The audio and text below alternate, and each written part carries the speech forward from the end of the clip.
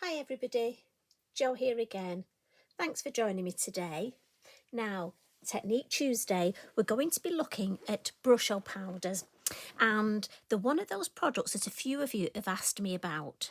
So here they are in their little pot look, and I'll give you an idea. This is the sort of thing we're going to create. And I want to show you it's a lovely, simple, easy technique. Honestly, we're not doing anything, and I'm just going to give you a few hints and tips to make it look. I mean, I think that's lovely, don't you? But honestly, won't take us long at all. Few little things we need. The first thing is watercolour card. And this is the most beautiful Lavinia watercolour card. It's hot pressed, and what that means is it's lovely and smooth, so when we're stamping on it, it's nice to stamp on, but it will take lots and lots of water. So that's what we're going to use, watercolour card. Then we're going to come in a couple of colours of Brushos. Now Brushos are just, in my head I think of pigment powder, lots of colour, so it's powder that packs a punch. We're going to use leaf green and rose red. Just two. We don't want too many colours, otherwise it'll just go to brown, look like mud. Now, Brushos, pop a pin in the lid, because if you do, then it's easy to sprinkle them out and you won't knock your pot over. And if you're like me, you have to have the colour of the pin to match the colour of the Brusho, but I think that's just me. Now you'll notice I've got one of these craft mats over my lovely Lavinia mat, and that's purely because I don't want to get Brusho powder. Because it's highly pigmented, strong colour, I don't want to get it on my lovely Lavinia mat. Now what I am going to use today is I've got my Nocturne black ink pad, but also our secret weapon today is this fabulous Wow embossing powder. And this is the clear matte, and it's dull. But what we're going to do is emboss the image first. Now, we're not going to make our background first, we're going to stamp first. And this is a little trick that for me makes this technique just, well, I don't like to say the word easy but it makes it really doable. And the first stamp I'm going to use is this beautiful one, Seeing is Believing. And she's just gorgeous. Look, I've had her a while and not used her for ages. And I'm trying to do that thing about looking at stamps I haven't used for a while. What about you? Do you have ones? I've got a few favourites at the minute, and I'm trying to share the Lavinia love around and not use the same ones. Now, she's a silhouette, so she needs a good inking. So while I stamp her, how are you doing? How are things going? I hope you're okay and you're having a decent week. Monday can be so hectic, can't it? Before you know it's Tuesday, then we get to Wednesday, that day in the middle, bump day. Before you know it, Thursday, Friday, then at least we have the weekend again. Now, I'm putting a little bit more oomph on. As I say, it is a smooth watercolour card, but I do want this ink to soak in. Now, she's a silhouette, so lift up, and I'm going to put my embossing powder straight on. Now, I could have stamped everything, it's up to you, but I would rather just put my embossing powder on our lovely fairy, just gently. And I'll pop this back in there, back in the pot, and then I'm going to put the embossing powder on my flowers separately. It's up to you. VersaFine Clay is a slower drying ink, so you could stamp them all, but I just prefer to do it this way. So I'll come in now with a couple of the lovely Wild Summer flower stamps, and I just want a couple of these. To be honest, I was spoilt for choice at this point because we've got so many lovely dandelion stamps, haven't we? I did wonder whether to do those. And we'll just have a couple of these, and then just one more up here.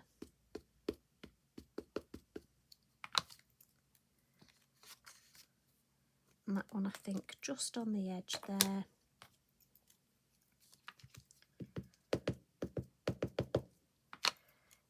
And then I'm going to come in with a couple.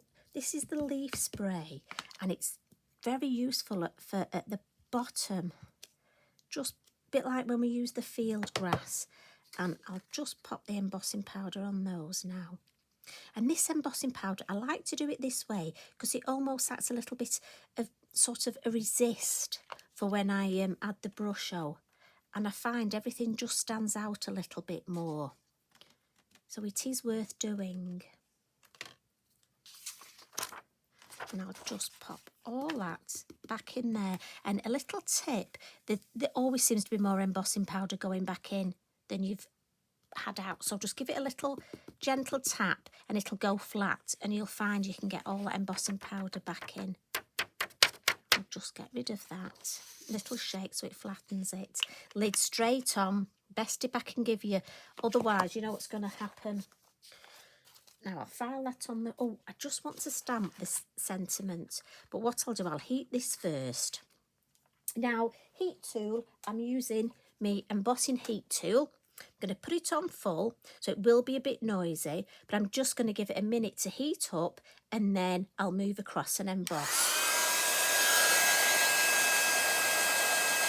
So I do apologise for the noise, but I'm just going to start in the corner.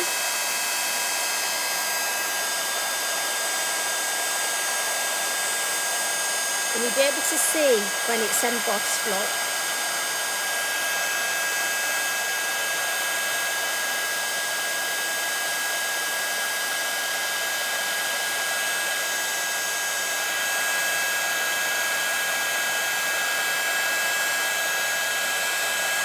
Hopefully you'll be able to see as it goes. I'm trying to angle it as it goes darker.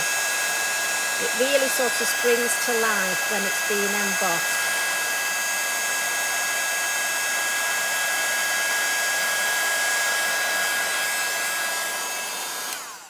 And if you're not sure if it's all embossed, give it a little bit of a wiggle look and you'll be able to see it in the light. Now I've just realised I've not put my sentiment stamp. Sorry, so I just had to, I filed my stamps on the floor. So I had to just lean over Eric, so I do apologise. And I'm going to put this lovely sentiment on, Don't Forget to Fly. And I'm doing all my stamping first. So I'm going to stand up just so I can get this straight. And let's just pop it there. Lovely. And we'll give that a blot. Because I don't want to use my heat tool to heat it, because obviously I've done my embossing. So I don't want to overheat it. You don't overheat your embossing. So, next bit. And I just find, maybe you're not used to embossing the image, but I find it works better with my Brusho powders. So in with my powders, and I'm going to put some leaf green at the base and just tap, and we'll have some around here and over her wings, I think. Pin back in, and then I'm coming with the rose red, and I think where my flowers are, I'm going to just go again, a little tap. You can always add some more later, you don't want to overdo it. And then kitchen towel at the ready, and I've also got my little puffer here, my air blower, and my water. So from a distance, I'm just going to spritz and see what we get. Now, two things. I can actually move with the puffer. Now, we quite often use this for alcohol inks, but I find it fabulous for this technique. If I find it's too watery, look, I just dab it with my kitchen towel. And that way I'm in control and I can almost guide the pattern, look. Now I love this bit here, so I don't want to alter that. There's a little puddle there that's a bit muddy for me, so I'll just clean that up. And I have to say, I love that. Maybe just a bit more wispy up here. So I'll just add a few more wispy bits up at the top.